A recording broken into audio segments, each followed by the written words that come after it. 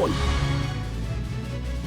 Gandang araw sa iyo, Sheila. Anong mga produkto ito na plant-based milk at gaano karami pa ang naapektuhan itong listeria outbreak?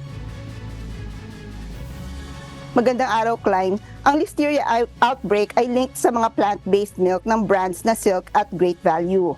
Ang mga produktong ito na posibleng kontaminado ay ang ilang batches ng almond, oat, coconut at cashew milks na binebenta sa ilalim ng Silk brand. At sa brand ng Great Value naman ay ang almond milks kasama na ang sweetened, unsweetened at vanilla flavor nito. 12 individual ang naapektuhan ng outbreak.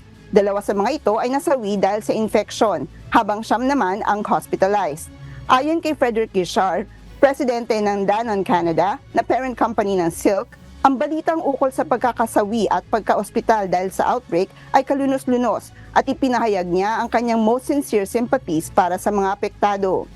Nagbabala naman ang Public Health Agency ng Canada sa mga individual na mas mataas ang risk ng pagkakaroon ng severe listeriosis, kasama na ang mga buntis, matatanda, mga immunocompromised, na iwasan ang mga posibleng contaminated na mga produkto. Balik sa iyo, Klein.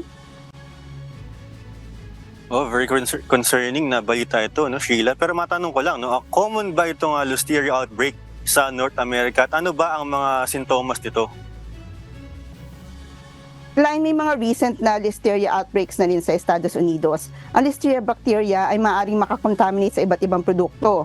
Ngayong taon sa United States, may mga na-recall na spinach at salad kits, pati na rin ice cream at deli meats na maaaring sanhi ng listeria infection sa bansa. Ang mga sintomas naman ng listeria infection ay marami rin, gaya ng pagkakaroon ng lagnat, chills, muscle aches at tiredness. Mayroon din nagsusuka, diarrhea at ang iba ay seizures. Ang pinakamalalang mga kaso ay maaari namang humantong sa loss of pregnancy o kamatayan. Klein? Tipas updated, Sheila. No? Salamat, Sheila, mula sa Toronto, Canada.